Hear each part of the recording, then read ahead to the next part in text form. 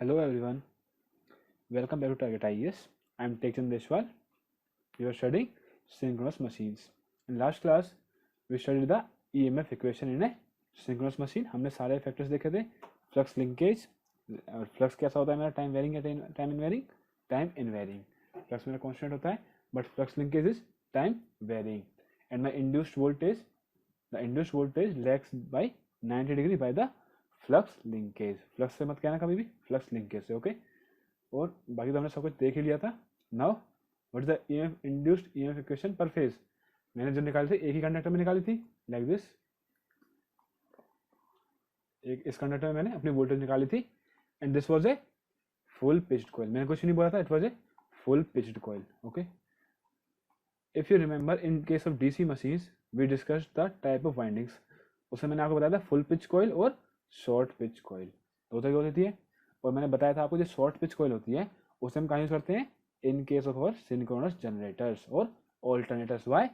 To reduce the harmonics. कैसे करते हैं, अब उसी का नंबर है मेरा. What is the induced voltage for full pitch coil, ये e phase equals to root 2 pi f phi into n phase. Phi क्या है मेरा, एवरेज फ्लक्स पर पोल. फ्लक्स पर पोल, ध्यान रखना फ्लक्स पर पोल होता है मेरा रोटेटिंग मशीन में, ओके. ई फेज ये आरएमएस वैल्यू है, ठीक है, root 2 pi f phi n phase volts. Okay, now let's start the case of short pitched coil. क्या बोलते हैं उसे, कोडेड वाइंडिंग और फ्रैक्शनल और short pitch winding. Coded winding, fractional winding और शॉर्ट पिच वाइंडिंग, इसको हम बोलते हैं शॉर्ट पिच कॉइल. क्या होता है मेरा फुल पिच और शॉर्ट पिच, पहले बात करते हैं हम. मेरी फुल पिच और शॉर्ट पिच क्या होती है. For a full pitched coil my pole pitch is equals to coil pitch. ये हमने बताया था वहां पे in case of DC machines. But for a short pitched winding और short pitched coil my coil pitch is less than the pole pitch. Pole pitch क्या होता है मेरा, if you do not remember I can help in recalling you. Pole pitch क्या होता है मेरा, number of slots पर पोल. ये होता है मेरा पोल पिच. सपोज मेरे किसी मशीन में 24 स्लॉट्स हैं, ओके. मेरी मशीन में 4 पोल हैं, तो कितनी होगी मेरी पोल पिच हो गया मेरा 4 pole, 24 slots, number of slots पर पोल 6 स्लॉट्स पर पोल. ये हो गया मेरी पोल पिच. दैट मीन्स अगर मेरा ये सपोज ये है मेरा स्टेटर, ठीक है, ये मेरा स्टेटर में क्या है यहाँ पे स्लॉट्स, लाइक दिस, ठीक है. अगर मेरा पहला एक कॉइल का एंड मेरा इस स्लॉट में आता है, स्लॉट नंबर 1 में, और मेरा दूसरा आता है 1 प्लस, पहला किसमें 1 में 1 प्लस 6. दैट मीन्स अगर मेरा दूसरा एंड आता है 7th में, ठीक है, तो बताओ मेरी कोयल पिच क्या हुआ है. कोयल पिच का एक एंड कहाँ पे 1 में, एक कहाँ 7 में. 7 minus 1 my coil pitch equals to 6. अगर मेरी कोयल पिच इक्वल्स टू है पोल पिच के, तो क्या होगा मेरा full pitch winding. In case of short pitch क्या होगा, मेरा पहला कहाँ पे 1 में, दूसरा कहाँ पे हो जाएगा, सपोज 6 में या फिर 5 में. In this case this are called short pitch winding. अगर मेरा 6 में होगा तो कितनी कोयल पिच कितनी हुई मेरी, 6 माइनस 1, इट इज 5 स्लॉट्स की हुई मेरी coil pitch. 5 is less than 6, it is a short pitch winding. Got it. अब मैं आपको बताता हूँ सिग्निफिकेंस क्या है मेरा फुल पिच और शॉर्ट पिच वाइंडिंग का, ठीक है. सपोज मेरी एक फुल पिच वाइंडिंग है, ठीक है. मेरा 2 पोल का आर्मेचर है, नहीं 2 पोल का क्या है मेरा रोटर. 2 पोल है मेरे फील्ड वाइंडिंग पे, लाइक दिस, ठीक है. North pole, south pole. एक मेरा कंडक्टर यहाँ पे रखा हुआ है, एक मेरा कंडक्टर यहाँ पे रखा हुआ है. It is A dash. अगर मैं इसको साइड व्यू में देखूंगा, मैं यहाँ से साइड व्यू, तो क्या होगा मेरा, it is like a coil. ऐसे ऐसे आके ऐसे पीछे से घूम के आ रहा है, लाइक दिस, पीछे से घूम के आ रहा है वापस, ठीक है. ए डैश, फाइन. एज्यूम, पहले तो एज्यूम नहीं करना, पहले क्या है मेरा, ये एक फुल पिच्ड कॉइल है, ठीक है. Full pitched coil means coil pitch is equals to pole pitch. Coil pitch equals to pole pitch. Suppose I say अगर मेरा नॉर्थ पोल जिस कंडक्टर के नीचे आता है उसके अंदर आएगा पॉजिटिव वोल्टेज. जब मेरा नॉर्थ पोल जिसके नीचे आएगा तो आएगा पॉजिटिव वोल्टेज. जब साउथ नीचे आएगा तो आएगा negative voltage. Now tell me in this position जो मेरा ए कंडक्टर है उसके नीचे कौन सा है, north pole. So voltage will be suppose plus minus 10 volt. North pole जब मेरा बिल्कुल नीचे है उसके exactly, if my north pole is below the conductor, suppose voltage induces 10 volt, okay. Voltage induces 10 volt.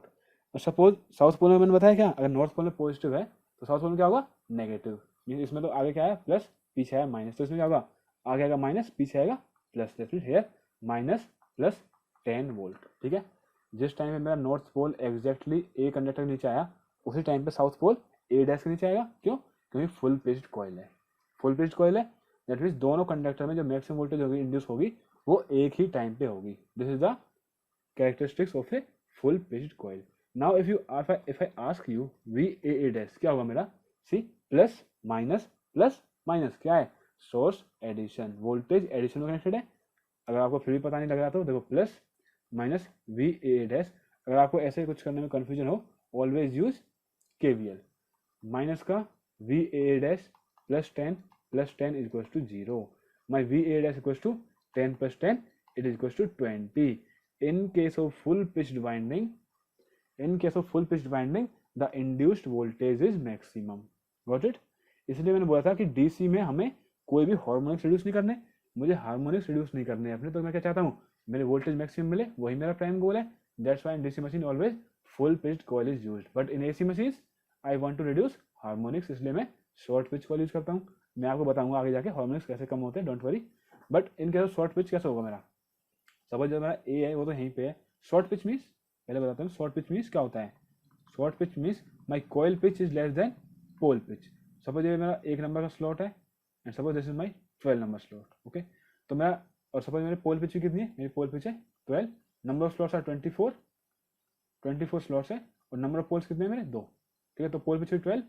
अगर मेरा एक कंडक्टर 1 में है, दूसरा में सपोज 13th में है, तो हो गया मेरी full pitch.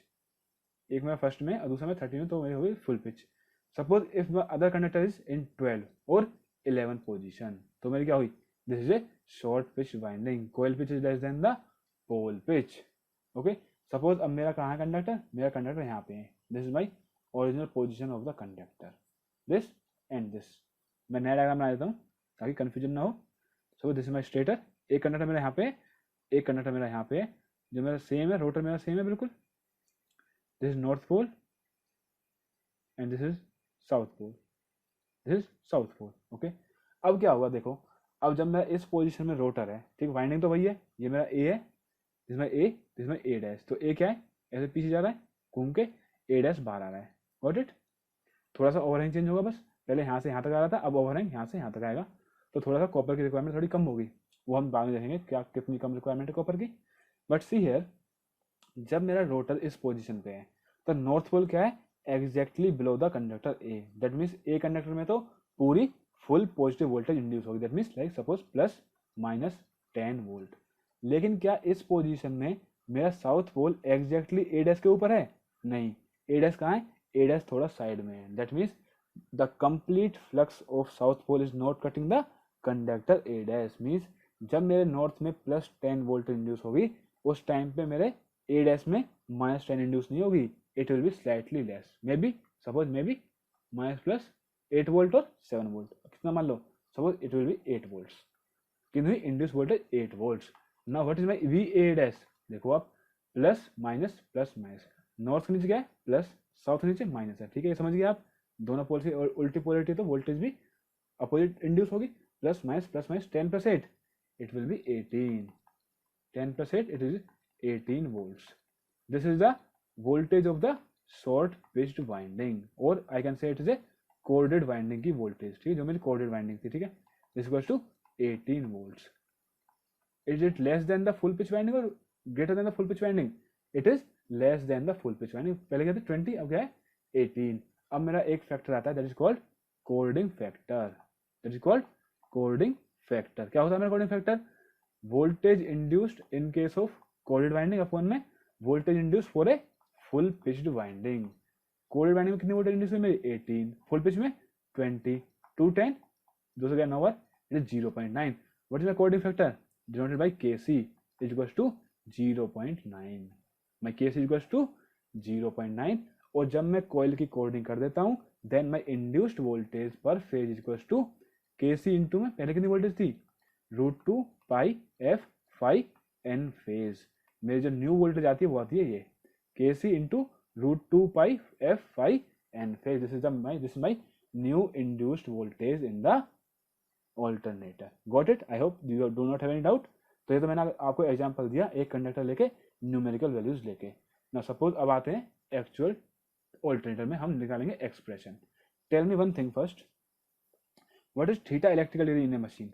Theta electrical equals to theta mechanical into में P/2।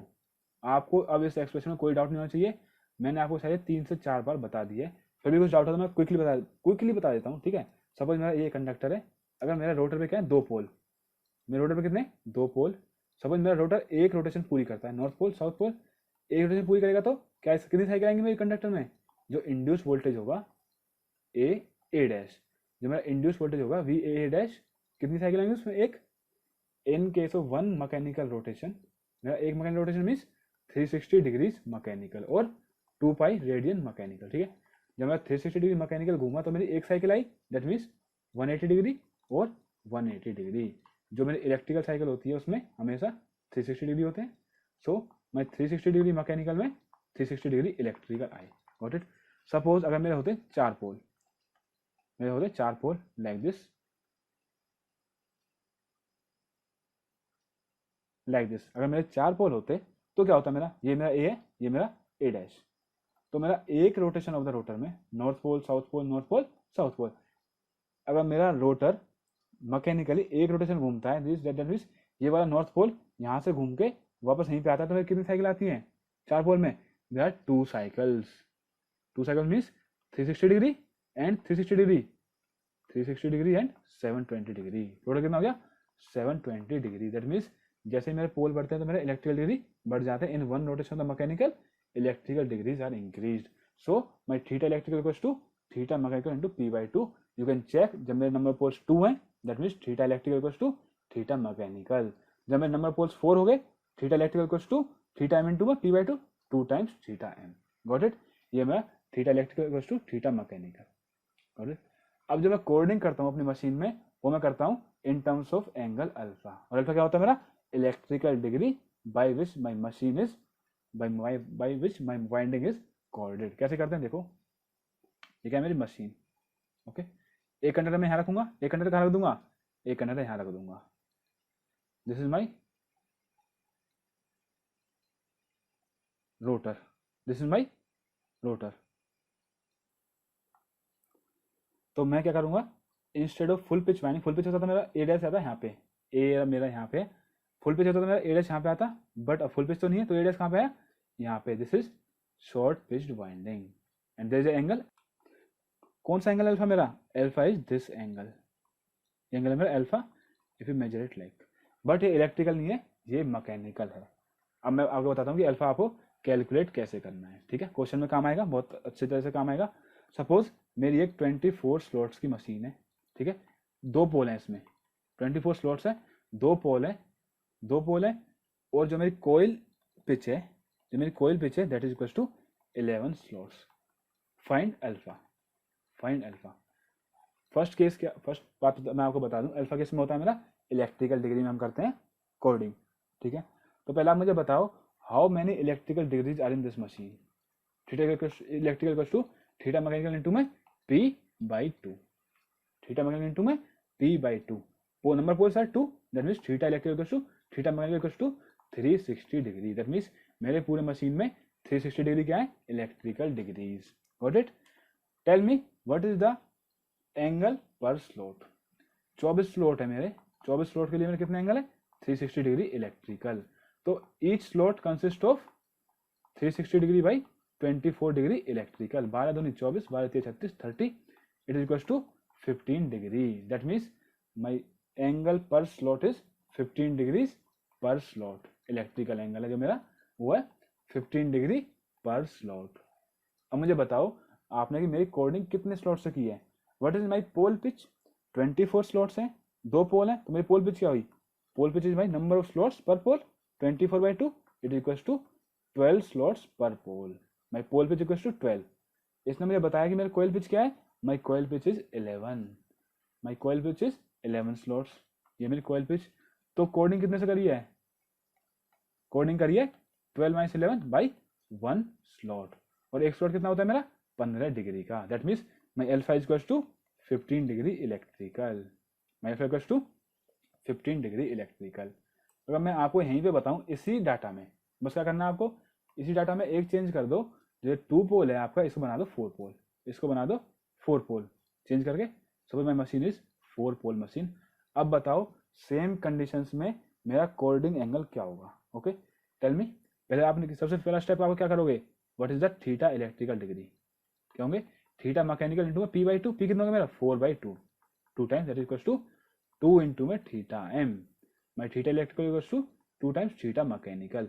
और इतिहास गवाह है, पूरे सब लोग जानते हैं जो मेरे मैकेनिकल डिग्री होते हैं एक रोटेशन में कितने होते हैं 360 डिग्री होते हैं मैकेनिकल, तो इलेक्ट्रिकल क्या होंगे theta electrical equal to 2 times theta mechanical, 2 times 360 degree it will be 720 degree. That mean मेरी पूरी मशीन में 720 डिग्री है इलेक्ट्रिकल, मेरी पूरी मशीन में 720 डिग्री इलेक्ट्रिकल है। अगर मैं आपसे पूछूं व्हाट इज द डिग्रीज पर स्लॉट, 24 स्लॉट के लिए 720 डिग्रीज अवेलेबल है, तो 1 स्लॉट में कितने डिग्री होंगे 720 अपॉन में 24, 24 मिनट 24 या 72 30 डिग्री। तो each slot consist of 30 degree. अब मेरे को क्या बताना है कि मेरी कोऑर्डिंग कितने से हुई है। सी हेयर कॉइल पिच कितना है 11, अब इसमें कॉइल पिच आप चेंज करो, 11 तो किसके लिए था 2 पोल के लिए 11 था मेरा यहाँ पे। सपोज मेरी coil pitch is 5 slots, 5 slots. Okay question change हुआ मेरा, मैंने नंबर पोल्स चेंज किया और मैंने अपनी कॉइल पिच चेंज किया है।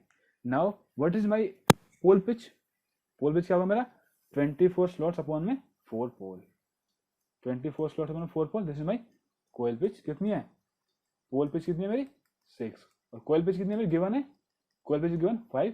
कोडिंग कितने से हुई पड़ी है, कोडिंग हुई है मेरी एक स्लॉट से, एक स्लॉट, और मेरे एक स्लॉट में कितने एंगल है 30 degree electrical. That means now my alpha will be 30 degree electrical, now my alpha will be 30 degree electrical. So ऐसे हम निकालते हैं अपना coordinate angle. Please do not forget this, GATE में बहुत क्वेश्चन आते हैं, ईएस में भी क्वेश्चन आते हैं इस पे, so don't forget this concept. Now अब देखो, अब मैंने क्या कर दिया अल्फा पे क्या कर दिया इसको कोडिंग कर दिया। अब क्या हुआ, सपोज अगर मेरी फुल पिच वाइंडिंग होती, मेरी फुल पिच वाइंडिंग होती तो दोनों में क्या होता, एक ही टाइम पे दोनों में इक्वल ईएमएफ इंड्यूस होता। सपोज इसमें ई हुआ और दूसरी में भी ई हुआ, और दोनों क्या होते हैं एडिशन में। देखो एडिशन में कहाँ से दिखाऊंगा आपको, जब मैंने आपको इतने एग्जांपल दिए थे, क्या होते हैं दोनों वोल्टेज ऐड होती हैं ए और ए डैश में, ठीक है, क्योंकि ए किसके अंदर है नॉर्थ पोल के इन्फ्लुएंस के अंदर, नॉर्थ पोल काम कर रहा है ए पे, ए डैश पे साउथ पोल काम कर रहा है, इसलिए अपोजिट वोल्टेज इंड्यूस होती है। बट जब मैं वी ए डैश निकालूंगा तो दोनों ऐड होती हैं, both are in additive polarity. Got it, so this is my E, this my E and E. What is the total voltage, अगर मेरी फुल पिच होती तो this is the case for my full pitched winding, this is the case for my full pitched winding.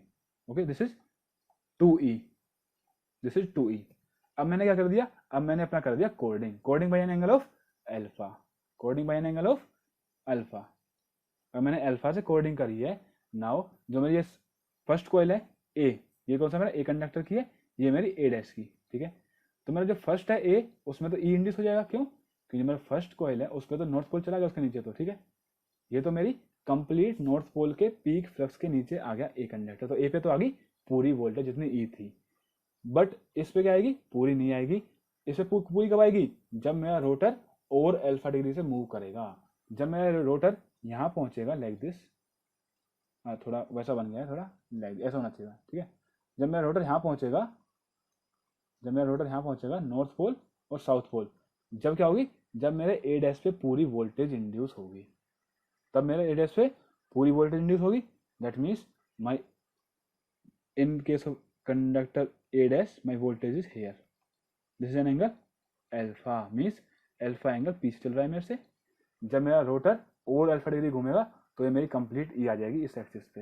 This is my voltage in the conductor A dash. In doubt, क्यों आया alpha, क्योंकि ये alpha angle से पीछे है। जब मेरा rotor घूम रहा है तो ये पीछे रह गया, मीन जब मेरा अल्फा एंगल से रोटर और रोटेट करेगा तो मेरी वोल्टेज लाइन में आएगी, लेकिन उस टाइम तक मेरी ई मूव कर जाएगी।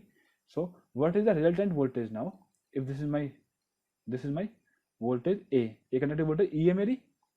मैं इस वोल्टेज को उठा के, वेक्टर्स है, मैं वेक्टर फेजर्स है, सबसे बढ़िया प्रॉपर्टी साइनसॉइडल की, इसको उठा के ले आए यहाँ से यहाँ ले आते हैं। It is like this, this is E, what is the angle, angle हो गया मेरा अल्फा, मेरा एंगल क्या हो गया अल्फा। ये क्या, ये ए है, ये ए डैश, ठीक है, मल्टीप्लाई नहीं है, when two vectors are added together at an angle alpha, क्या आता है रिजल्टेंट? रिजल्टेंट आता है मेरा 2 इंटू में ई इंटू में कॉस अल्फा बाई 2। मैंने आपको ये बार बार बता रखा है, parallelogram law of vector addition solve करके देख सकते हो अभी की अभी। Got it? 2e cos alpha by 2। Now what will be my coordinate factor? kc equals to, पहले तो बताओ voltage in case of coordinate, जब मैंने कोऑर्डिनेट करी तो वोल्टेज कितनी आई मेरी? 2e cos alpha by 2, 2e cos alpha by 2 upon में वोल्टेज इन ए फुल पिच्ड वाइंडिंग। क्या है मेरी फुल पिच वाइंडिंग में? 2e 2e 2e 2e से 2e cancel. What is my kc? My coordinate factor equals to cos alpha by 2। अब आके एक practical observation बताना, क्या किसी भी कोऑर्डिनेट एंगल पे जो मेरी कोऑर्डिनेट वाले केस में वोल्टेज आई है वो इस वोल्टेज को एक्सीड कर सकती है? नेवर। क्योंकि जो मेरे फुल पिच वाइंडिंग में है वो मेरी मैक्सिमम पॉसिबल वोल्टेज है 2e, इससे ज़्यादा कभी नहीं हो सकती। मैं अल्फा चाहे 90 से कोऑर्डिनेट करूँ, 180 से कोऑर्डिनेट करूँ, किसी से भी कोऑर्डिनेट करूँ मैं, मेरी वोल्टेज क्या होगी? It will never be greater than full pitched winding. That means my kc will always be less than और इक्वल्स टू 1। अगर अल्फा क्या हो जाएगा? 0। सपोज अल्फा हो गया 0 तो क्या होगा मेरा? सी, अब मैं केस बताता हूँ आपको 1 बाई 1। अगर मेरा अल्फा हो गया 0, ई और ई क्या हो गया मेरा? 2e, that is equal to the full pitch winding. मेरा केसी क्या हो गया? 1। अल्फा 0 तो KC for alpha equal to 0 is my 1। Suppose my alpha becomes 180 degree, 180 degree electrical, alpha equal to 180 degree electrical, तो क्या होगा मेरा? बताओ आप, कॉन्सेप्चुअल क्वेश्चन है। This is my a conductor में आया, यहाँ पे ई। अब अगर मैं अल्फा 180 ड्रॉ करूँ यहाँ से, तो ये 0 मेरा यहाँ पे 0, देन इंक्रीज देन 90, 180 क्या आएगा मेरा? 180 will be in this direction, so the alpha will B 180 here. This is my 180 degree पे ए डैश कंडक्टर की ई वोल्टेज। एक वोल्टेज मेरी ऐसे लग रही है ई, एक वोल्टेज मेरी यहीं से बिल्कुल अपोजिट लग रही है e. What will be the resultant voltage? The resultant voltage will be 0 volts. The resultant voltage will be 0 volts. अगर आप फॉर्मूला में देखोगे तो केसी क्या है मेरा? KC equals to cos alpha by 2। अगर मेरा अल्फा 180 है तो मैं KC equals to cos 180 by 2, it will be cos 90, क्या होगा मेरा? 0। और केसी क्या होता है मेरा? Voltage in the coordinate winding upon voltage in the full pitched winding. That means ये मेरा क्या होगा? वीसी कोऑर्डिनेट वाइंडिंग वोल्टेज क्या होगी? 0। सेटिस्फाइड? अब मैं देखता हूँ ये कॉन्सेप्चुअली कैसे हुआ। मैंने फॉर्मूला से मैंने आपको बता दिया कैसे हो गया। देखो मैं बताऊँ आपको कॉन्सेप्चुअली कैसे हुआ। इन एवरी मशीन, हमेशा मैंने आपको बताया, in every machine the under a pole, एक पोल पिच कितनी होती है मेरी? एक pole pitch is equals to 180 degree electrical always. DC machine में मैंने बात की थी आपसे, the pole pitch is always equals to 180 degree electrical. अगर आपको मेरी बात पे भरोसा नहीं होता है, देन सी हियर, जब मेरे 4 पोल थे तो मेरे कितने इलेक्ट्रिकल डिग्री आए? 720 डिग्रीज। जब मेरे 2 पोल थे, इसमें अभी डायग्राम विजिबल नहीं हो जाएगा, ठीक है। 4 पोल है तो कितनी डिग्री है? 720 डिग्री। अगर मैं आपसे पूछूं पोल पिच स्लॉट्स में नहीं डिग्रीज में, क्या होगा मेरा? Total degree in machine 720 divide total pole 4, कितना है मेरा?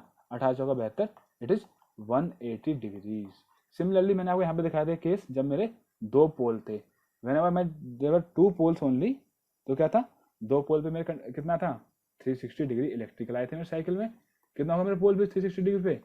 360 अपॉन में 2, पोल पिच मीन्स 180 डिग्रीज पर पोल। और मैंने आपको डीसी मशीन में ये चीज बार बार बताई थी, for any pole machine the pole pitch is always 180 degree electrical. अगर मैंने कोड कर दिया, अल्फा आ गया मेरा 180 डिग्री इलेक्ट्रिकल, दैट मीन्स मेरा क्या है? सपोज मेरा ये पोल है, सपोज मेरा ये पोल है, ठीक है।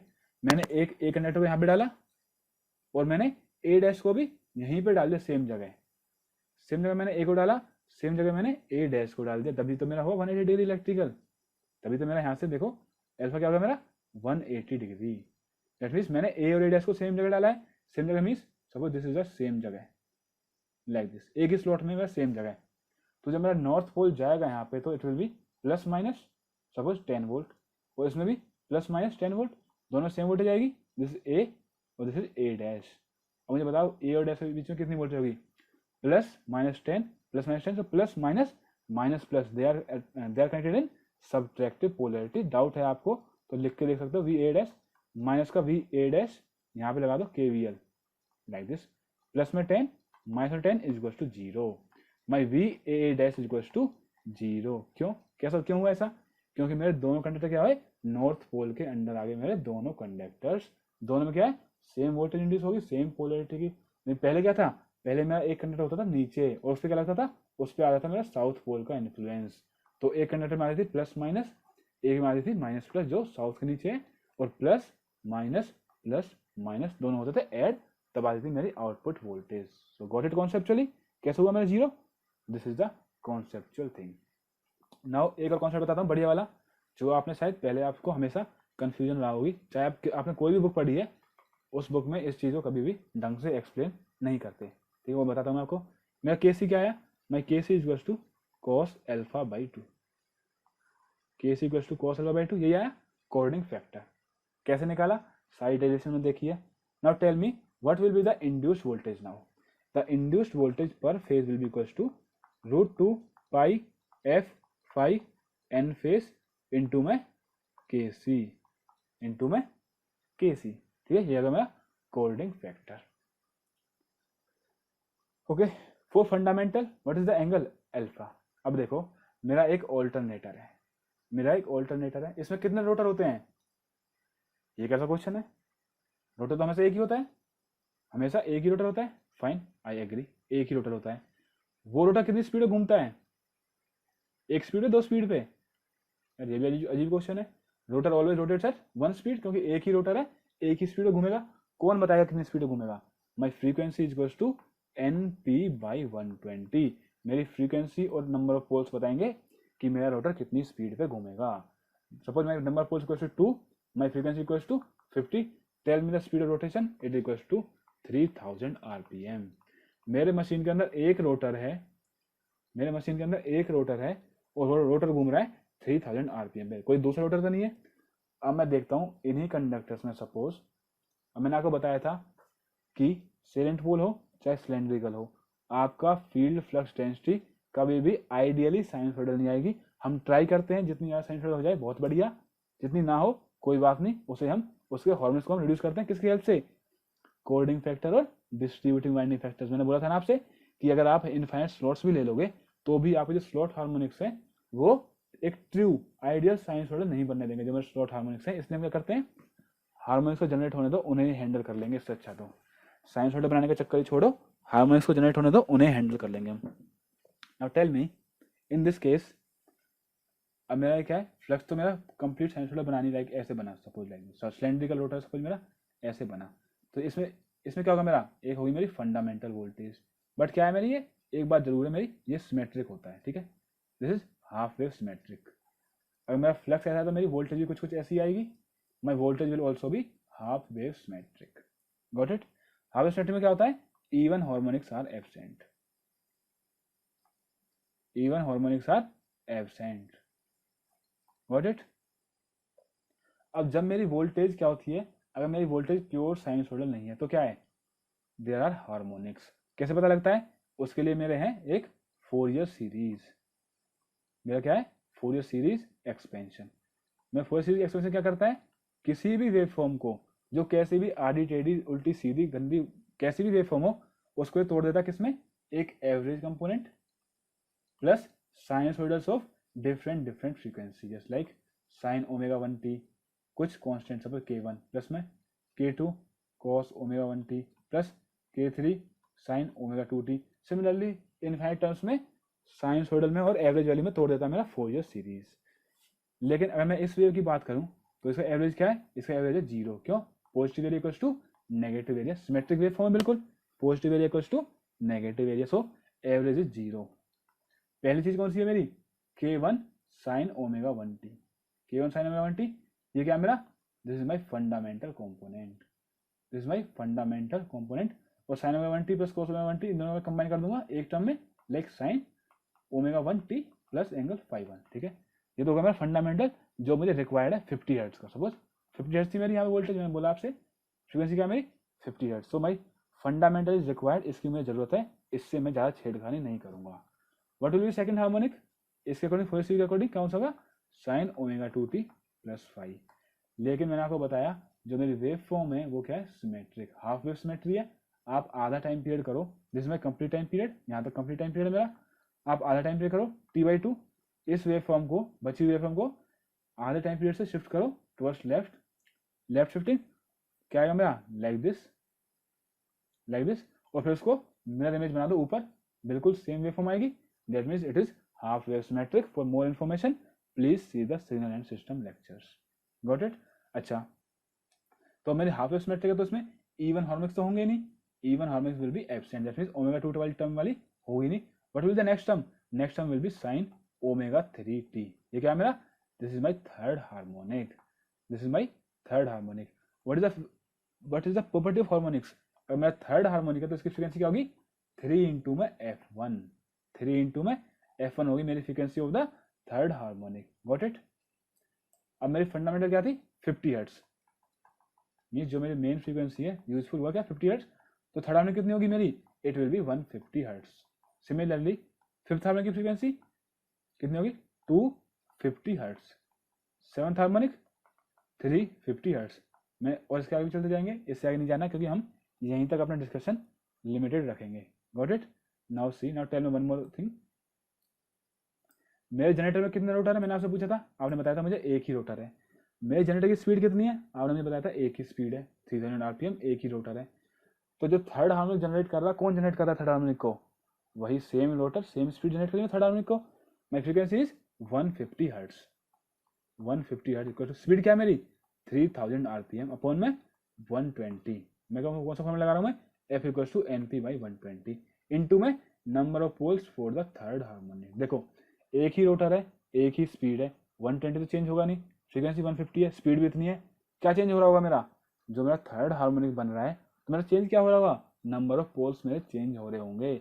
How do they change, they change due to the harmonics in the flux. जो मेरे फ्लक्स में हार्मोनिक्स है, अगर आप इसको खोलोगे there will be different frequency component, तो उसी में मेरा एक थर्ड हार्मोनिक फ्रीक्वेंसी कंपोनेंट भी आएगा। अगर आप नंबर ऑफ पोल्स निकालोगे P3 it will B 150 into में 120 अपॉन में 3000। एक जीरो से एक जीरो गया, एक जीरो से एक जीरो गया, 6 पंजे 30, 6 दूनी 12, 5 दिया 15, it equals to 6 pole. My number of harmonics for third harmonic is equals to 6 pole. Originally 4 fundamental number of poles per 2 pole. Third harmonic के लिए क्या हो गए 3 times. That means 4 nth harmonic, ध्यान से देखना 4 nth harmonic number of poles will be equals to n into में p. n into में p. 4 nth harmonic the number of poles will be n into p. very important result, please do not forget, very important। और ये जो मैंने procedure बताया आपको, ये procedure आपको हार्डली किसी बुक में मिलेगा, otherwise please do remember this. अगर किसी इंटरव्यू में पूछते हैं आपसे क्वेश्चन और आप ये चीज बता देते हो कि मेरा एक ही रोटर है और मेरा रोटर एक ही स्पीड में घूम रहा है, क्योंकि स्पीड तो आपको दिख रही है वो 360 पे ही घूम रहा है, ऐसा तो है नहीं कि रोटर छुप के 6000 पे भी घूम रहा है, 9000 पे भी घूम रहा है दबक के, ऐसा तो पॉसिबल नहीं है। मेरा एक ही रोटर है और रोटर एक ही स्पीड में घूम रहा है, फ्रीक्वेंसी क्या थर्ड हार्मोनिक की मेरी 150 हर्ट्ज, थर्ड हार्मोनिक है तो मेरी फ्रीक्वेंसी क्या 150 हर्ट्ज, ये भी फिक्स हो गया, स्पीड भी फिक्स है, 120 फिक्स है, तो क्या चेंज हुआ नंबर ऑफ पोल्स। इस तरीके से मेरा चेंज होते हैं number of poles. For nth harmonic the number of poles will be n into p. For third harmonic the number of poles will be 3 into p. For fifth harmonic the number of poles will be 5 into p. For seventh harmonic the number of poles will be 7 into p. Conclusion आ गया मेरा ये। Now tell मी, अब मैं आपको एक और चीज पे लेके जाऊंगा, वेरी इंटरेस्टिंग थिंग। क्या है, tell me what are the electrical degrees in a machine. Theta electrical equals to theta mechanical into में p/2। क्या एक मशीन के कभी इलेक्ट्रिकल डिग्री चेंज हो सकते हैं, एक रोटेटिंग मशीन के क्या कभी, सॉरी इलेक्ट्रिकल नहीं मैकेनिकल डिग्री चेंज हो सकते हैं। जो मेरी मशीन है अगर उसका रोटर एक बार घूमता है तो कितना घूम के आएगा 360 डिग्री। ये नेचर ने फिक्स कर दिया है, नियति ने तय कर दिया है कि एक रोटेशन में हमेशा 360 डिग्री मैकेनिकल ही होंगे। नाउ जब मैंने कोडिंग किससे करी, मैंने कोडिंग करी एंगल अल्फा से, कोडिंग बाय एंगल अल्फा। देखो मैंने रेड पेन करा था इसके लिए, very important, please remember this result. Okay, अभी भी काम आएगा इंडक्शन मोटर में जब हम बेल्ट हार्मोनिक्स करेंगे, कोगिंग करेंगे, क्रॉलिंग करेंगे, तब भी ये वेरी इंपॉर्टेंट है, याद रखना। और कॉन्सेप्ट मेरा बहुत इंपॉर्टेंट है जो मैंने आपको बताया है। So what is my alpha, alpha is my coding angle. Coding angle किसका कोडिंग एंगल था मेरा, फॉर फंडामेंटल फ्रीक्वेंसी वोल्टेज, जो मेरी वोल्टेज है F1 वाली, उसके लिए मेरा अल्फा। टेल मी मेरे नंबर पोल्स कितने थे जनरेटर में, 2 पोल थे, तो theta electrical equals to theta mechanical, P into two, fine. किसके लिए? मेरा फंडामेंटल फ्रीक्वेंसी के लिए। लेकिन जब मैंने देखा कि मेरे तो हार्मोनिक्स जनरेट हो रहे हैं, 4 harmonics, number of poles for the third harmonic it is 3p, number of poles for fifth harmonic 5p, number of poles for the seventh harmonic it is 7p। अगर मैं बात करूं कि थर्ड हार्मोनिक के लिए, थर्ड हार्मोनिक की voltage के लिए मेरे इलेक्ट्रिकल डिग्री कितना होगा मशीन में? It will be equals to theta M into में 3 इंटू में नंबर पोल्स क्या है मेरे? एक्चुअल 2, 3p अपॉन में 2, it will be equals to 3 into में theta m, theta electrical to 3 into में थीटा एम। दैट मीन्स मेरे जितने मैकेनिकल डिग्रीज थे वो 3 टाइम्स हो गए, बन जाएंगे थीटा इलेक्ट्रिकल। अगर मेरे मैकेनिकल डिग्री कितने थे? 360 डिग्री, ये हो जाएंगे मेरे 36 36 108 1080 electrical degrees for the third harmonic voltage.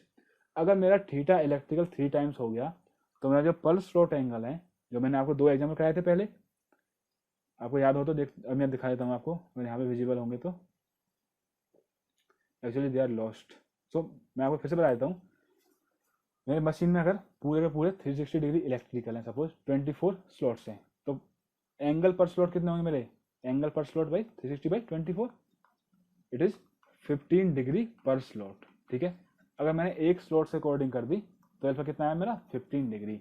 Suppose my electrical degree became 720 degree, that means 2 times. अगर मेरा इलेक्ट्रिकल डिग्री टू टाइम्स हो गई, अब बताओ मुझे एंगल पर स्लॉट क्या होगा? 720 degree total electrical degree upon में 24 slots, it is 30 degree, 30 degree पर स्लॉट।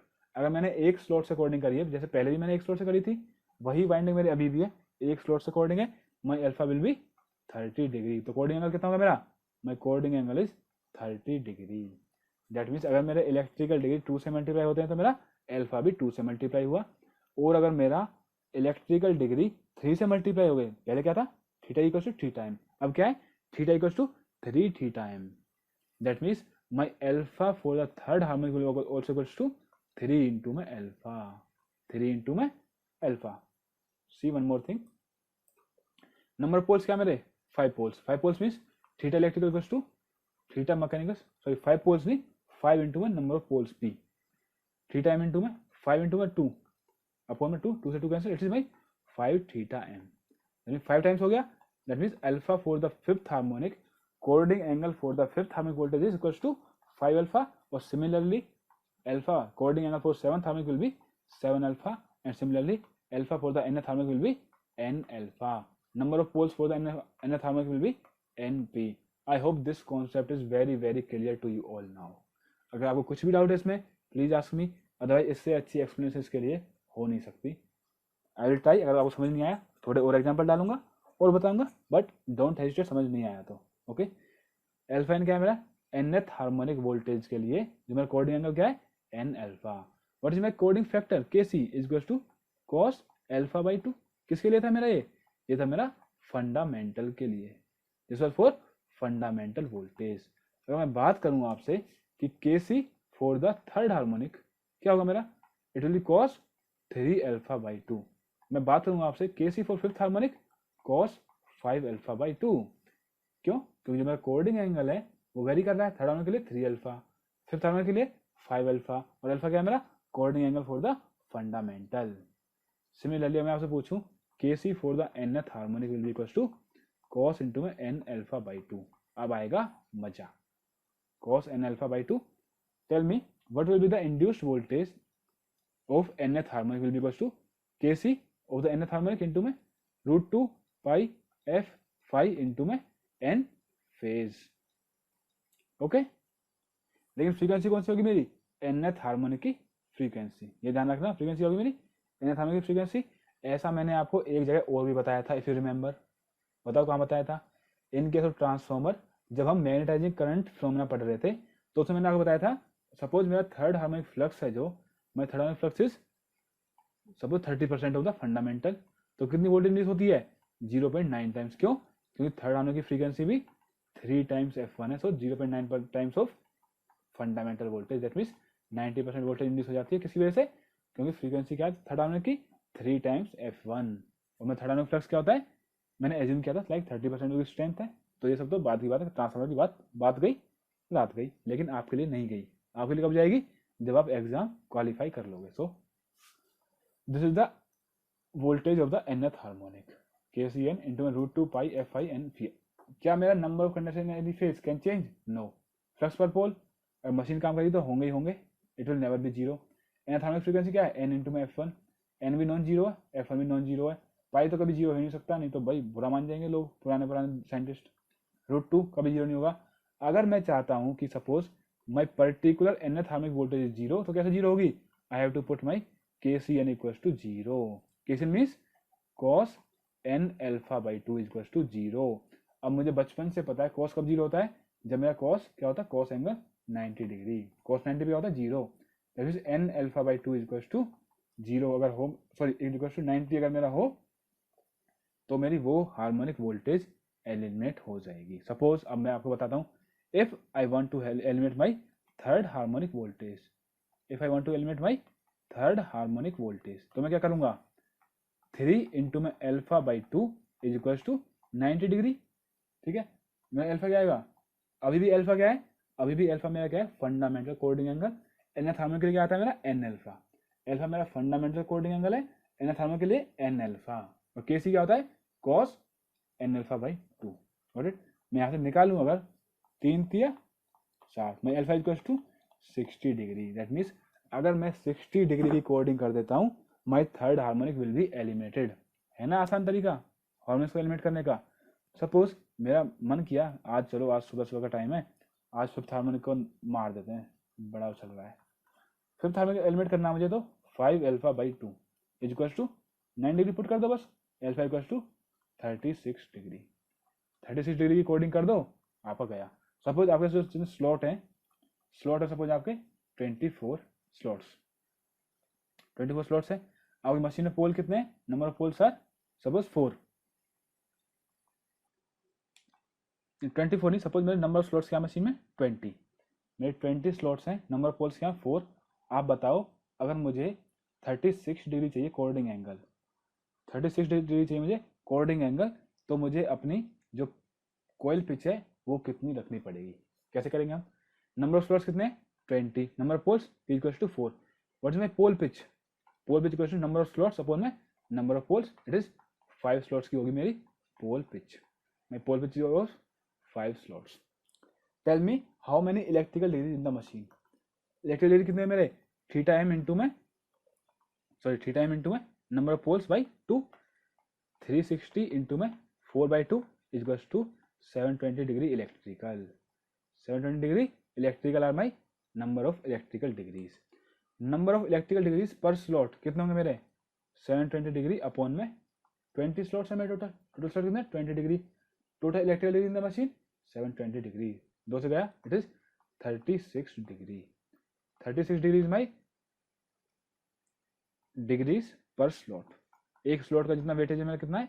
एक स्लॉट का मतलब है मेरा 36 डिग्री। मुझे कितने के कोऑर्डिनेट एंगल चाहिए? एंगल चाहिए मुझे 36 डिग्री का कोऑर्डिनेट एंगल। एक स्लॉट के पास कितना एंगल है? 36 डिग्री। दैट मीन्स मुझे कितने की कोडिंग करनी पड़ेगी? एक स्लॉट से मुझे क्या करनी पड़ेगी? कोडिंग करनी पड़ेगी। What should be my coil pitch? Coil pitch मेरी होनी चाहिए पोल पिच से एक स्लॉट कम। पोल पिच कितना मेरा? 5। My coil pitch will be 5 - 1, it will be 4 slots. मेरी कोयल पिच आ गई 4 स्लॉट्स। दैट मीन्स अगर मैं एक कोयल का एंड पहले इसमें डालता हूँ तो एक स्लॉट छोड़ दो, 2 स्लॉट, 3 स्लॉट, 4 स्लॉट छोड़ के 5वें स्लॉट में दूसरा एंड डाल दो उसी कोयल का। ये आ गई मेरी कोऑर्डिनेट वाइंडिंग ऑफ 36 डिग्री। और इसमें मेरा इजीली 7th हार्मोनिक एलिमिनेट हो जाएगा। मेरा 7th हार्मोनिक एलिमिनेट हो जाएगा।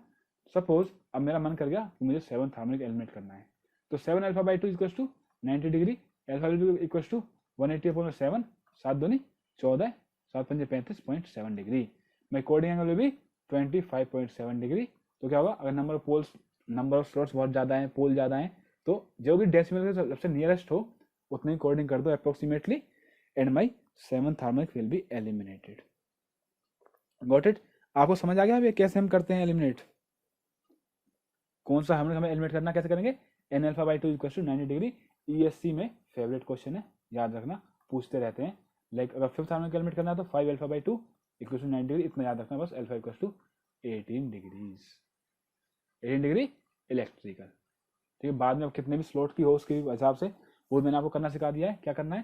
पहले टोटल इलेक्ट्रिकल डिग्री निकाल लो मशीन के, ठीक है, फिर निकाल लो कि एक स्लॉट के पास कितना डिग्री है। सपोज जैसे कि मेरा अगर मुझे करनी है 18 डिग्री की कोडिंग, ठीक है। सपोज मेरा एंगल पर स्लॉट है, जो मेरा डिग्री पर स्लॉट है मेरा कितना है 9 डिग्री, मीन्स मेरे हर स्लॉट के पास 9 डिग्री है। ऐसा कब होगा? सपोज मेरा मशीन क्या है, 2 पोल की मशीन है, उसमें 40 स्लॉट्स हैं। 2 पोल की मशीन है, इसका मतलब theta electric equals to theta mechanical equals to 360 degree, 40 slot है तो angle per slot equals to 9 degree. अगर मुझे 18 डिग्री का कोऑर्डिनेट चाहिए, एक स्लॉट मुझे 9 डिग्री एंगल दे रहा है कि ले भाई मुझे कोऑर्डिनेट कर ले, 9 डिग्री एंगल ले ले। मुझे कितना चाहिए 18 डिग्री, तो मैं कैसे करूंगा, मैं 2 स्लॉट की कोऑर्डिनेट कर दूंगा, खत्म बात। ऐसे होता है बस, इट इज सिंपल, फाइन। अब आता है एक नेक्स्ट कैवियट, बात करते हैं अपने थर्ड हार्मोनिक्स की। अब तो हम ऑलरेडी बहुत बात कर चुके हैं थर्ड हार्मोनिक्स की अपने ट्रांसफॉर्मर में भी, ओके। ट्रांसफॉर्मर में भी हमने बहुत बात करी है अपने हार्मोनिक्स की। जो मेरे थर्ड हार्मोनिक होते हैं उनकी एक बहुत अच्छी प्रॉपर्टी होती है, क्या होती है, my third harmonics are, see कितना स्पेस ऊपर, my third harmonics are zero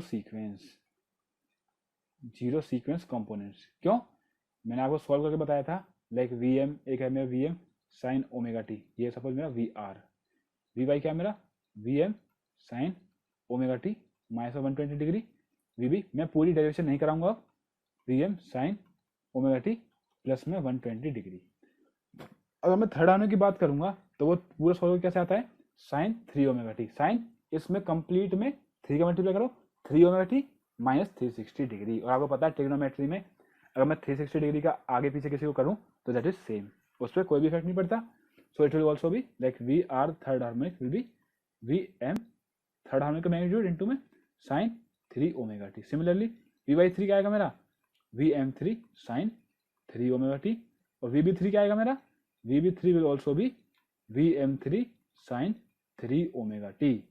these are the zero sequence component, means इन तीनों में आपस में कोई भी फेज डिफरेंस नहीं है, they all rise together and fall together, कोई भी फेज डिफरेंस नहीं है, they are in same direction same magnitude.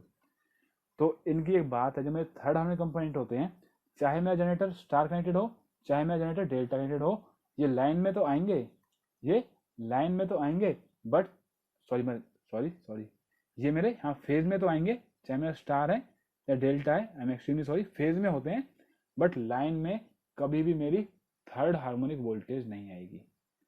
In case of line my third harmonic voltage never come, plus minus and plus minus. आप total करोगे तीनों voltage तो क्या होगा, मेरा क्लोज लूप है मेरी, in close loop if you total all the 3 voltages it will always be equals to 0, क्योंकि क्लोज लूप है, केवीएल सेटिस्फाई होगा। बाकी ज्यादा अगर आपको देखना है तो पावर सिस्टम 2 में आप देख सकते हैं, ठीक है। तो जो मेरा है थर्ड हार्मोनिक्स हैं जो मेरे, वो लाइन में तो कभी भी आते नहीं है। तो प्रॉब्लम क्या है, अगर मेरा जनरेटर हुआ डेल्टा कनेक्टेड, फेज में आने से कोई रोक नहीं सकता, लाइन में आ नहीं सकते, फेज में वो हमेशा आते हैं। क्यों? क्योंकि मैं जनरेट कर रहा हूँ that is not purely sinusoidal, वो कुछ ना कुछ डिस्टॉर्टेड वेवफॉर्म जनरेट कर रहा हूँ मैं, it is not purely sinusoidal, ठीक है। अब लाइन में तो मेरे थर्ड हार्मोनिक आ नहीं सकते, लेकिन फेज में आ जाएंगे। अगर मेरा सिस्टम है डेल्टा कनेक्टेड और मेरे आगे इसमें third harmonic, suppose V R 3 V Y 3 and V B 3, अब क्या होगा, इसमें क्या होंगे सर्कुलेटिंग करंट। सपोज इसका इम्पीडेंस क्या है जेड, इसका इम्पीडेंस क्या है जेड, इसका इम्पीडेंस क्या है जेड। आप इस डायरेक्शन में केवीएल लगाओ, प्लस का वी आर 3 प्लस में आई जेड प्लस में वी वाई 3 प्लस में आई जेड प्लस में V Z 3, sorry V R V Y V B plus में वी बी 3 इंटू में आई जेड। कैसे किया मैंने, आपको लग रहा होगा मैंने क्या कर दिया, देखो हर वाइंडिंग का एक अपना इम्पीडेंस है, हर वाइंडिंग का अपना एक इम्पीडेंस है, और उसमें कुछ ना कुछ वोल्टेज इंड्यूस हो रही है, it will be like this, ठीक है। प्लस माइनस में V R 3 third harmonic voltage और उस लाइन का इम्पीडेंस, देन प्लस माइनस में V R V suppose V B 3 और उस लाइन का इम्पीडेंस जेड। तीनों फेज आइडेंटिकल होते हैं जनरेटर में, तीनों फेज आइडेंटिकल होंगे मेरे जनरेटर में, तो सबकी क्या है जेड सेम होगा। और मैं थर्ड हार्मोनिक से मैंने आपको बताया कि थर्ड हार्मोनिक क्या है, तीनों का सेम मैग्नीट्यूड सेम डायरेक्शन। तो अब मैं इसमें ऐसे केबल लगा रहा हूँ इन दिस डायरेक्शन, करंट फ्लो कर रहा है आई, सो प्लस का वी आर 3 प्लस में आई जेड प्लस में वी बी 3 प्लस में आई जेड प्लस में वी वाई 3 प्लस में I Z. Current I flow करेगा तो मेरा कैसे ड्रॉप आएगा, प्लस माइनस का आई Z, plus minus I Z plus minus I Z like this, ठीक है। सो 3 iz प्लस में VR3 plus VB3 plus VY3, okay, plus में, तो VR3 plus VB3 plus VY3 तीनों वोल्टेज क्या है same, I can write this equals to 3, कुछ भी नाम दे दो, सपोज V3 इक्वल्स टू 0, मैं I equals to cancel out, it is minus का V3 by Z. That means जो मैंने डायरेक्शन अज्यूम करी है वो डायरेक्शन क्या है, वो डायरेक्शन गलत है जो मैंने डायरेक्शन अज्यूम करी है। The actual direction of the current in this circuit is in this direction. तो एक्चुअल डायरेक्शन है हमारी वो इस डायरेक्शन में, क्यों, वैसे आप देखो जो वोल्टेज है उसकी पोलरिटी क्या, प्लस इधर है माइनस इधर है, प्लस इधर है माइनस इधर है, it will pump current in this clockwise direction. I क्या है मेरा, माइनस का V3 by Z, it is called circulating current. तो जो मेरा डेल्टा कनेक्टेड जनरेटर अगर मेरा होगा तो उसमें क्या आएंगे, circulating current, and it is a big problem. ये लाइन में तो आ नहीं रहे, कहाँ घूम रहे, सिर्फ और सिर्फ फेज में घूम रहे, कोई काम नहीं कर रहे, एक्सेसिव हीटिंग करेंगे और मेरे जनरेटर क्या करेंगे, ओवरलोड। क्यों, करंट तो फ्लो कर रहा है जनरेटर में, वही करंट मेरा बाहर आ नहीं रहा, लोड को तो सप्लाई कर नहीं रहा है current, it is only flowing in the phases. That is why this is the reason that no big alternators are delta connected. Big alternators or any alternators are never connected in delta, they are always connected in star। और हम इसको star को क्या करते हैं, मैं इसको आपको मैग्नेटाइजिंग करंट फ्लो में बताया था, इसके न्यूट्रल को कभी भी हम ट्रांसफॉर्मर के, अगर स्टार ट्रांसफॉर्मर मेरा यहाँ पे, उसके न्यूट्रल से कभी भी कनेक्ट नहीं करेंगे। ऑल्दो लगता है कि अच्छा ऑप्शन है, लेकिन हम कभी भी कनेक्ट नहीं करते। क्यों, क्योंकि फेज में तो थर्ड हार्मोनिक वोल्टेज आ रही है, अगर मैंने न्यूट्रल को कनेक्ट कर दिया, माई third harmonic voltage will circulate the currents, it will circulate the current, current आएंगे मेरे यहाँ सर्कुलेट करेंगे ट्रांसफार्मर में, सेम इस फेज में भी और इस फेज में भी, इस फेज में भी, हर फेज में थर्ड हार्मोनिक करंट आएंगे। और यहाँ के बाद जब प्राइमरी में आए, और मेरे प्राइमरी की वाइंडिंग में कोई करंट एंटर हुआ तो वो सेकेंडरी से निकलेगा भी, और जब मेरा सेकेंडरी से करंट निकलेगा तो कहाँ जाएगा, ट्रांसमिशन लाइन में। और जो मेरा 150 हर्ट्ज का करंट है, 100 हर्ट्ज का करंट है, ये क्या कॉज करता है, communication interference. That's why I always connect my generator in star connected and never connect the neutral of the generator to the neutral of the star transformer. Got it. तो अब देखो मैं generator कैसे connect किया, मैं generator connect किया star में, क्या फायदा हुआ मेरा, मेरी लाइन वोल्टेज में थर्ड हार्मोनिक आएंगे नहीं, और मैं न्यूट्रल को ट्रांसफॉर्मर के न्यूट्रल से कनेक्ट नहीं करूंगा। दैट मीन्स मेरे जो फेज में थर्ड हार्मोनिक वोल्टेज आई है वो भी कुछ नहीं उखाड़ सकती। कहाँ से करंट ड्राइव करेगी, अगर मेरा न्यूट्रल आगे कहीं कनेक्टेड ही नहीं है, सपोज मैंने इसके आगे क्या लगा दिया, एक स्टार कनेक्टेड ट्रांसफॉर्मर, वो क्या कर रहा है, वो कर रहा है स्टेप अप कर रहा है वो, ठीक है, वो स्टेप अप करके आगे भेज रहा है ट्रांसमिशन लाइन पे। अब मैंने इसका न्यूट्रल और इसका न्यूट्रल क्या किया, कनेक्ट नहीं किया, तो क्या मेरी फेज वोल्टेज कुछ भी कर सकती है, जो मेरा ये ट्रांसफार्मर का न्यूट्रल है ये क्या है, खाली बैठा है, आइसोलेटेड है, तो मेरा थर्ड हार्मोनिक करंट कहाँ जाएगा, यहाँ से निकल के कहीं भी नहीं जा सकता। अगर मैं अब अपने इस न्यूट्रल को ग्राउंड भी कर दूं तो भी मुझे क्या, कोई प्रॉब्लम नहीं है, ये मेरा न्यूट्रल आइसोलेटेड है, तो इस ट्रांसफार्मर की प्राइमरी में कभी भी थर्ड हार्मोनिक और जीरो सीक्वेंस करंट कभी फ्लो ही नहीं हो सकते। मैंने बताया था आपको, यहाँ थर्ड हार्मोनिक क्या होते हैं, एक यहाँ से करंट आएगा, एक यहाँ से करंट आएगा, एक यहाँ से, और तीनों इतने बदमाश है कि एक ही टाइम पे आ जाएंगे। अगर तीनों एक ही टाइम पे आ जाएंगे, कहीं भी आउट गोइंग कहीं रास्ता ही नहीं जाने का, तो कैसे आएंगे, आ जाएंगे तो कहीं रास्ता ही नहीं है, रास्ता होगा तो डेफिनेटली फ्लो करते। बट अगर मैं अपने स्टार का न्यूट्रल आइसोलेटेड छोड़ दूँ, ठीक है, मैंने न्यूट्रल को छोड़ दिया isolated, that means now my third harmonic current और zero sequence currents can not flow. That means मेरी थर्ड हार्मोनिक वोल्टेज की प्रॉब्लम गई, लाइन में वोल्टेज तो आ नहीं सकती, थर्ड हार्मोनिक करंट के आने के चांस थे, उस करंट को मैंने फेल दिया, कैसे, मैंने जो ट्रांसफॉर्मर यहाँ का उसे छोड़ दिया आइसोलेटेड, जनरेटर को आइसोलेटेड छोड़ दो या फिर ग्राउंड कर दो। ग्राउंड करने का फायदा क्या है, जब मेरा कहीं भी सिस्टम में फेज टू ग्राउंड फॉल्ट होगा तो इसके अक्रॉस क्या आ जाएगी, मेरी करंट आ जाएगा और रिले ऑपरेट कर जाती है, ठीक है, उसके लिए होता है, वो प्रोटेक्शन में पढ़ेंगे हम, don't worry about that, power system में प्रोटेक्शन में पढ़ेंगे। बट अभी के लिए लाइन में थर्ड हार्मोनिक वोल्टेज आ नहीं सकती, करंट को मैंने आने नहीं दिया, दैट मीन्स अब मुझे अपनी थर्ड हार्मोनिक की टेंशन नहीं है। What is the next harmonic, next harmonic is fifth harmonic और सेवंथ हार्मोनिक, ये दो होते हैं मेरी प्रॉब्लम करते हैं थ्री फेज सिस्टम में। देखो एक मेरी टर्म होती है क्या, belt harmonics, belt harmonics, belt harmonics are those harmonics which affects the rotational characteristics of the machines. कौन से होते हैं मेरे belt harmonics, these are the harmonics 2n + -1, 2n + -1, जहां पे मेरा n क्या है, n is my number of phases, n क्या है मेरा नंबर ऑफ फेजेस। ठीक है, अगर मेरा 3 फेज सिस्टम है तो उसमें बेल्ट हार्मोनिक्स कौन से होंगे, 2 3 6, 6 + 1 5th एंड 7th। सपोज मेरा 20 फेज सिस्टम है तो कौन से होंगे belt harmonics, 39th and 41th will be the belt harmonics. Got it. ये क्या करते हैं, ये मेरी जो मशीन होती है उनकी रोटेटिंग परफॉर्मेंस को अफेक्ट करते हैं। क्यों, मैंने आपको बताया था जो मेरा 5th हार्मोनिक होता है ये भी क्या होता है, इसका भी एक फेज सीक्वेंस होता है। 3rd होता है 0 सीक्वेंस, 6th होता है 0 सीक्वेंस, 9th होता है 0 सीक्वेंस। जितने भी मेरे ट्रिपल हार्मोनिक्स होते हैं वो क्या होते हैं, 0 सीक्वेंस होते हैं। 3rd हो या 6th हो या 9th हो, सब 0 सीक्वेंस होते हैं। 0 सीक्वेंस वालों का इलाज मैंने कर दिया यहाँ पे अपना। ठीक है, अब जो मेरे 5th 7th तक क्यों प्रॉब्लम करते हैं मेरे, जो मेरा 5th है, suppose this is my fundamental V R V Y और वी बी। तो जो मेरा 5th हार्मोनिक है उसका आता है V R V B V Y, opposite phase sequence R B Y, इसका आर वाई बी। जो मेरा 7th है वो क्या होता है, same phase sequence as the fundamental V Y V B, इसका सेम फेज सीक्वेंस है फंडामेंटल। जब इनके अंदर भी एक फेज सीक्वेंस है तो क्या होता है, जब भी ये मेरी मोटर पे अप्लाई होंगे या जनरेटर में जनरेट होंगे तो मीन्स जनरेटर की वाइंडिंग में फ्लो करना है ये, और जिस सर्किट में से मेरा फंडामेंटल फ्लो करता है वहां से मेरा 5th भी जाएगा 7th भी जाएगा, साथ साथ जाएंगे, कोई नहीं रोक सकता। ओके, कोई भी नहीं रोक सकता इन्हें। अब क्या प्रॉब्लम होती है मेरी कि जो मेरा 5th है इसका एक आरएमएफ बनेगा। RMF means rotating magnetic field, जो रोटेट करेगा मेरा इस डायरेक्शन में, सपोज इस डायरेक्शन में आर बी वाई, इसका मेरा क्या है आर वाई बी, इसका अपोजिट डायरेक्शन में, मीन्स जो मेरा 5th है इसका क्या है अपोजिट फेज सीक्वेंस।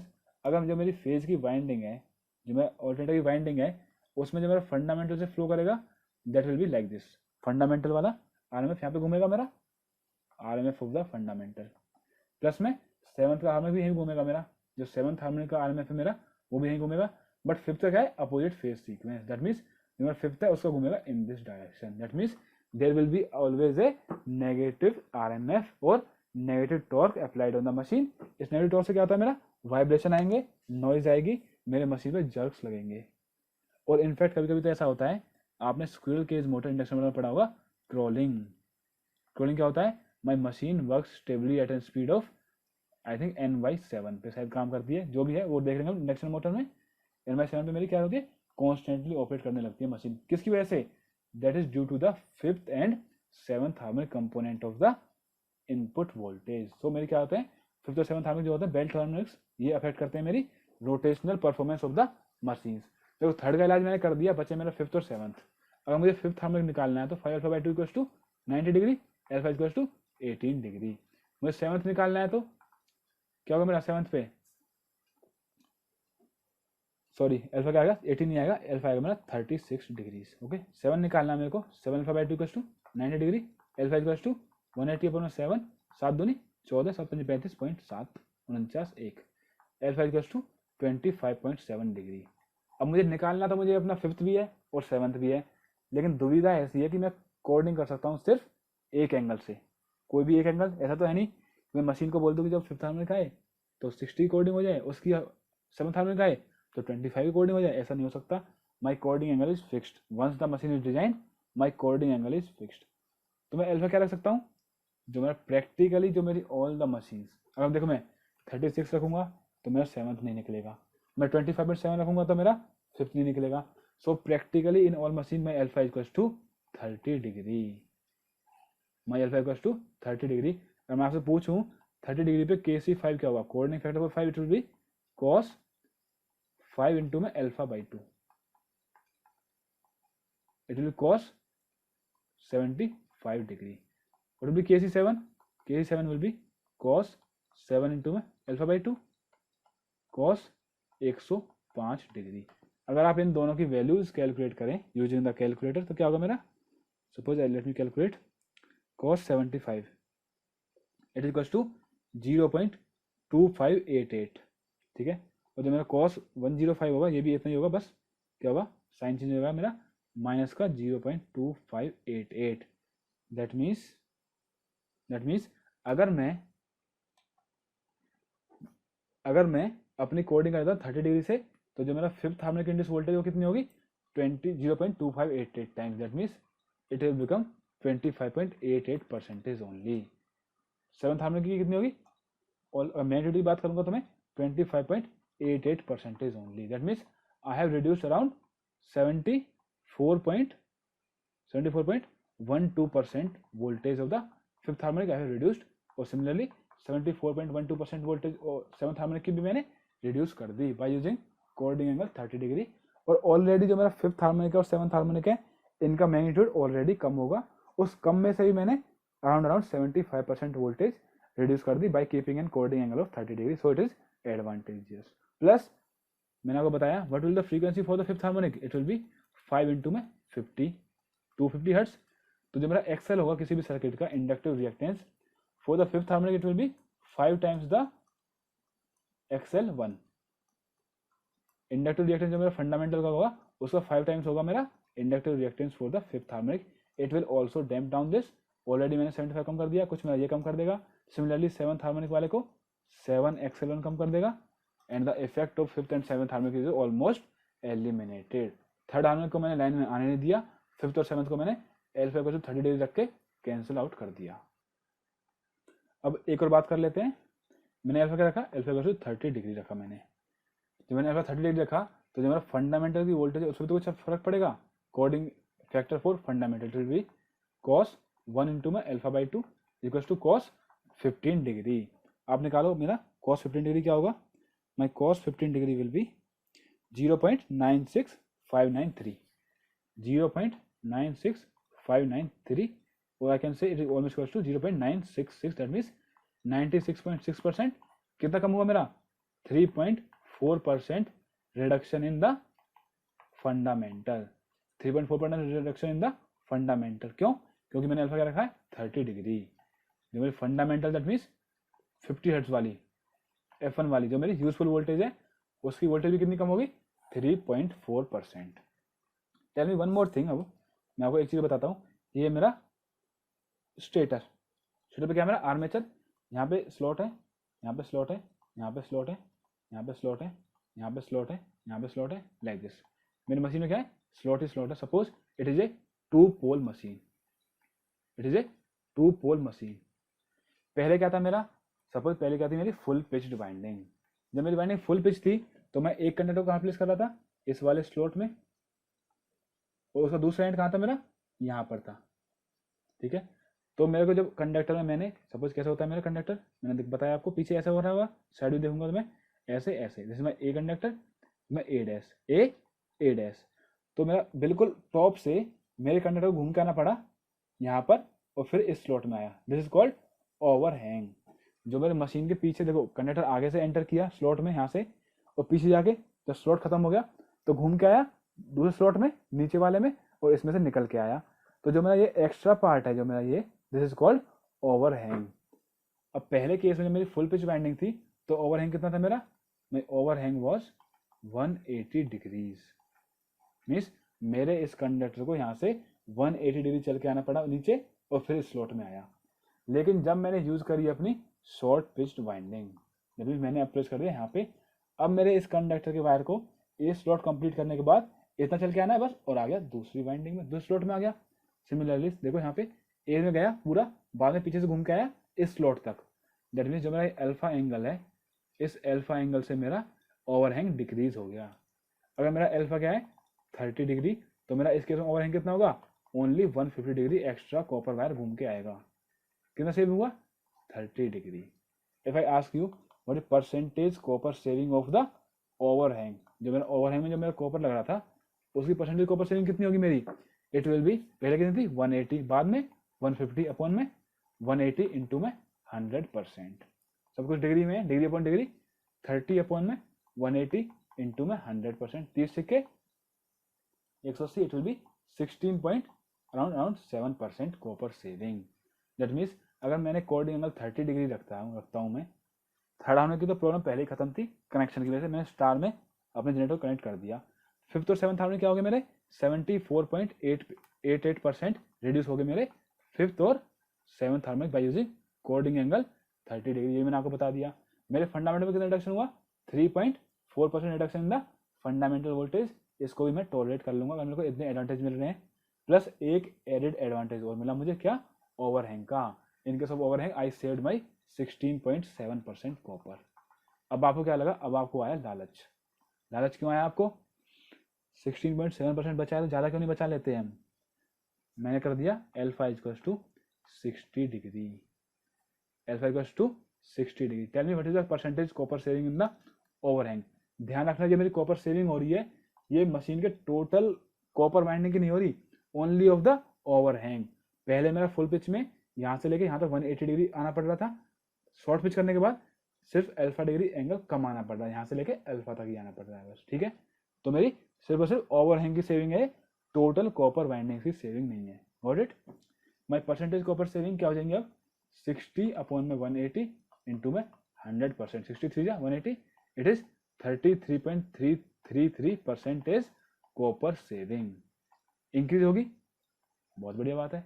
बट मैंने क्या कर दिया, मैंने अल्फा कर दिया 60 डिग्री। अब मैं अल्फा 60 डिग्री पर मैं पूछता हूँ आपसे, what will be the coordinate factor for the fundamental, it will be cos 60/2 that is equals to cos 30। तो आप cos 30 निकालते हो तो cos 30 आएगा 0.8660, दैट मीन्स आपका 13.4% वोल्टेज रिडक्शन हो गई। अगर आप जनरेट कर रहे हो 15,000 वोल्ट, उसमें से क्या है 13.4% क्या होगी, रिड्यूस हो गई। This is a huge reduction. अगर आप इससे ऊपर भी जाते हो, अगर आप इसके ऊपर जाते हो तो क्या करो, suppose alpha equals to 75 degree, तो क्या होगा, आपकी कॉपर सेविंग तो इंक्रीज हो जाएगी बट आपकी voltage will also reduce further. अगर आप फिर और वोल्टेज इंड्यूस करोगे, what is voltage, E P H equals to KC1 into में √2 इंटू में पाई F5N फेज। आपके मन में लालच आया कॉपर बचाने का, आपने क्या कर दिया, आपने अल्फा को और बढ़ा दिया। अल्फा और बढ़ा, सपोज अल्फा गया मेरा 60 to 75, ठीक है, अल्फा गया मेरा 60 to 75, तो क्या होगा मेरा, टेल मी क्या होगा मेरा coding factor, it will B 0.7933, 0.7933, that means around 21% decrease in the voltage, means 1/5। अगर आप 15,000 वोल्ट जनरेट कर रहे थे तो आपकी 3,000 वोल्ट तो डिक्रीज हो ही गई, किसकी वजह से, इस कोडिंग की वजह से। मेरा KC1 डिक्रीज हो गया, मैंने कॉपर बचाने की यहाँ पे कोशिश करी, उससे क्या हुआ, KC1 डिक्रीज हुआ, मीन्स मेरी इंड्यूस्ड EMF डिक्रीज होगी, इंड्यूस्ड डिक्रीज होगी। अगर मुझे अपनी इंड्यूस्ड EMF स्टेबलाइज करने तो मुझे क्या करना पड़ेगा, √2 मेरे हाथ में नहीं है, पाई मेरे हाथ में नहीं है, फ्रीक्वेंसी मेरे हाथ में नहीं है, फ्लक्स भी मेरे हाथ में नहीं है, क्यों, जो मेरा कोर मटेरियल है उस पर डिपेंड करता है। I have to increase my number of turns in my phases. मैंने यहाँ पे जो कॉपर बचाया था उतना कॉपर मैं यहाँ पे लगा दूंगा अपने नंबर ऑफ टर्न्स में, तब जाके मेरी वोल्टेज सेम आएगी, तो मुझे फायदा क्या हुआ, there is no advantage. That's why practically, और नहीं प्रैक्टिकली नहीं, theoretically alpha is to 60 degree is the maximum limit of the coding. Theoretically maximum limit of coding क्या मेरी 60 डिग्री, क्यों, अगर मैं 60 डिग्री के ऊपर जाता हूँ तो मेरा कॉपर तो सेव हो रहा है ओवरहैंग में मेरा कॉपर सेव हो रहा है, around 40 to 50% of the overhang copper save हो जाएगा।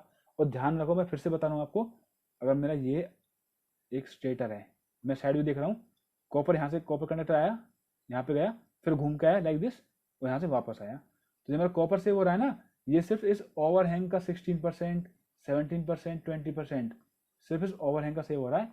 स्लॉट में अभी भी उतना ही लगेगा, स्लॉट की लेंथ अभी भी उतनी है, चाहे इस वाले स्लॉट में डाल लो आप, चाहे इस वाले में डालो, चाहे इस वाले में डालो, बस ओवरहैंग में जो कॉपर यूज हो रहा है मेरा वो सेव हो रहा है। इस पॉइंट का ध्यान रखना, एक्चुअली ये पॉइंट काफी बुक्स में गलत है। Got it. गलत क्या मतलब, उन्होंने क्लियरली स्पेसिफाई नहीं करा कि कौन सी कॉपर सेविंग है, तो आप सब समझते हैं कि जो मेरी वाइंडिंग की है वो टोटल कॉपर सेव हो रहा है, और टोटल कॉपर सेव हो जाए इतना तो फिर तो मजे ही आ जाए, ठीक है। तो इट इज ओनली ओवरहैंग। अगर मैं 60 डिग्री से ऊपर जाता हूँ तो मेरा ओवरहैंग का कॉपर तो सेव होता है, but induce voltage also reduces by KC1 equals to cos α/2। मेरा KC1 रिड्यूस हो जाएगा, तो आपको सेम वोल्टेज इंड्यूस करने के लिए आपको number of conductor in the phase winding increase करने पड़ेंगे। जितना कॉपर आपने वहां पे लगाया उतना ही कॉपर आप यहाँ पे फेज वाइंडिंग में डालने पड़ जाएंगे। देयर इज नो एडवांटेज, ठीक है। इसीलिए प्रैक्टिकली क्या करते हैं, alpha equals to 30 degree always exist. Practical यही होता है मेरा, अल्फा 30 डिग्री। जो मेरा फिफ्थ हार्मोनिक है वो भी 74.88% रिड्यूस, सेवंथ हार्मोनिक भी 74.88% रिड्यूस। मेरा KC1 क्या है 0.969 अराउंड ऐसा कुछ था, 966, ओनली 3.4% वोल्टेज रिड्यूस, कोई दिक्कत नहीं है।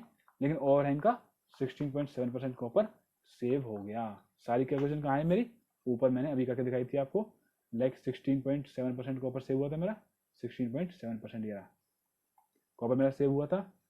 और ये क्या था मेरा KC1 में आया था 0.9669, ओनली 3.4% रिडक्शन। Got it. इसलिए मैं रखता हूँ अल्फा इक्वल टू 30 डिग्री। अब यहाँ पे मेरा कोडिंग खत्म है। अब कोई भी डाउट हो कोडिंग का तो आप पूछ सकते हो। एक बार हम अपने बस नोट्स में देखेंगे क्या क्या पॉइंट्स है, सारे पॉइंट्स कवर किए हैं या नहीं। After that we will end our session. देखते हैं क्या क्या देख लिया हमने।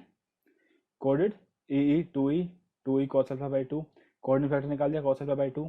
टी पोल्स के लिए nth हार्मोनिक के लिए देख लिया हमने क्या होता है, एक रोटेट होता है, एक स्पीड रोटेट करता है, that's why number of poles are change for third harmonic, 3 poles for fifth harmonic, 5 poles for seventh harmonic, 7 poles like that. Okay, nth harmonic replace alpha by n alpha, ये भी हमने देख लिया था। Coordinate factor for nth harmonic is n alpha by 2।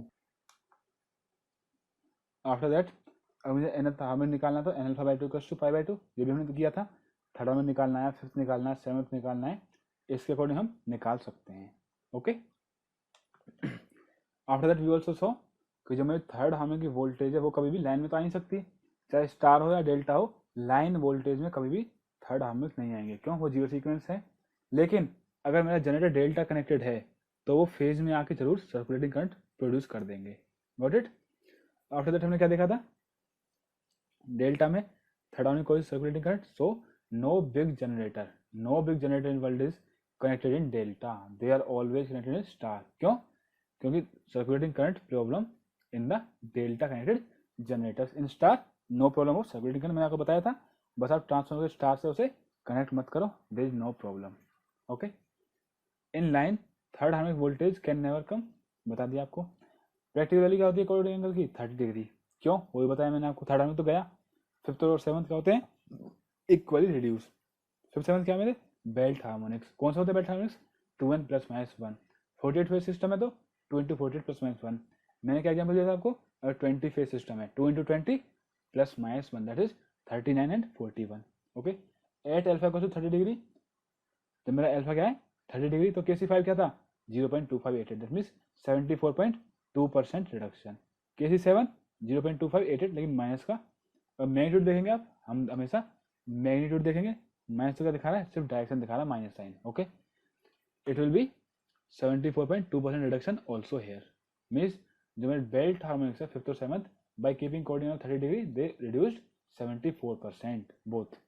Alpha 30 degree है तो मेरा fundamental कितना रिड्यूस हुआ, फंडामेंटल रिडक्शन आया मेरा 3% का।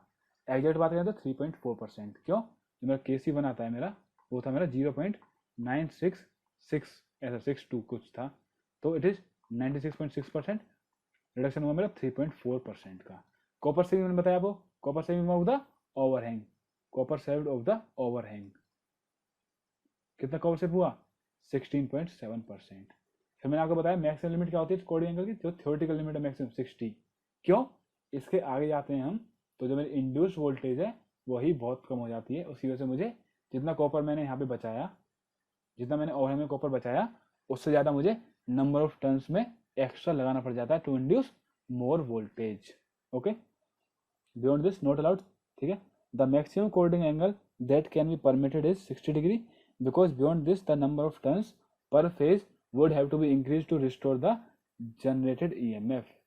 The turns per phase would have to be increased to restore means जो कम हो गया है मेरा कोऑर्डिनेट एंगल बढ़ाने की वजह से, अगर मैंने 60 के ऊपर ले गया मैं कोऑर्डिनेट एंगल को, तो जो मेरा कम हो गया है उस जनरेटेड EMF को रिस्टोर करने के लिए मेरे क्या होता है, नंबर ऑफ टर्न्स एक्स्ट्रा लगाने पड़ते हैं, and this would offset means उसके नलीफाई कर देगा जो इफेक्ट था पहला, offset the saving in the copper in the overhang region due to cording, overhang region due to cording, that means जो मैंने overhang region में cording से जो कॉपर बचाया था उतना ही कॉपर मेरे को अपने इसमें क्या हो जाएगा, स्लॉट्स में एक्स्ट्रा डालना पड़ जाएगा तो इंड्यूस मोर वोल्टेज। तो यहाँ पे मेरा कोडिंग खत्म है। आई hope you understood this concept, बहुत इंपॉर्टेंट कॉन्सेप्ट है, समझना चाहिए। Now comes the distributed winding. क्यों यूज होती है मेरी डिस्ट्रीब्यूटेड वाइंडिंग, देखो ट्रांसफार्मर में कभी भी एक स्लॉट के कंडक्टर से तो काम चलेगा नहीं, इन्हें ट्रांसफार्मर नहीं, ऑल्टरनेटर, हम बढ़ रहे हैं ऑल्टरनेटर। ठीक है, क्या होते हैं, बहुत सारे कंडक्टर्स रिक्वायर्ड होते हैं। क्यों, क्योंकि induce voltage should be maximum. अगर मेरे बहुत सारे कंडक्टर्स होंगे, मैं उनको ऐसे प्लेस कर दूं एक ही स्लॉट में, तो क्या होता है, जो मेरा फ्लक्स होता है ना वो फ्लक्स इन इन जो यहाँ वाले कंडक्टर हैं, ये वाले, इन नीचे वाले कंडक्टर्स को मेरा उतना फ्लक्स कट नहीं करता जितना ऊपर वाले कंडक्टर को फ्लक्स कट करके निकल जाता है. That's why there is less flux cuts in this conductor. Less voltage induce means it is under utilization. They are under utilised.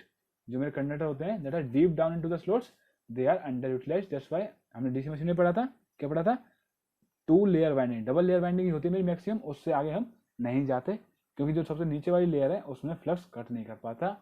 तो इस प्रॉब्लम को बचाने के लिए हमें इतने कंडक्टर कहाँ रखने पड़ेंगे, इतने कंडक्टर मुझे रखने पड़ेंगे अलग अलग स्लॉट्स में. तो फिर मेरी क्या आई, डिस्ट्रीब्यूटेड वाइंडिंग. पढ़ेंगे हम अपने नेक्स्ट सेशन में. अभी के लिए इतना ही बहुत. इसको रिवाइज कर लेना. Coordinate factor, I hope you understood this. बहुत इंपॉर्टेंट कॉन्सेप्ट है और मैंने आपको वन बाय वन सारे कॉन्सेप्ट समझाए, चाहे थर्ड हार्मोनिक का हो या फिर कोऑर्डिंग एंगल का हो या फिर थर्ड हार्मोनिक के लिए फ्रीक्वेंसी कितनी होगी, नंबर ऑफ पोल्स कितने होंगे, कैसे होंगे, रोटर जनरेटर, सारे कॉन्सेप्ट देखें. I hope you understood this. Now let's meet in the next session. Thank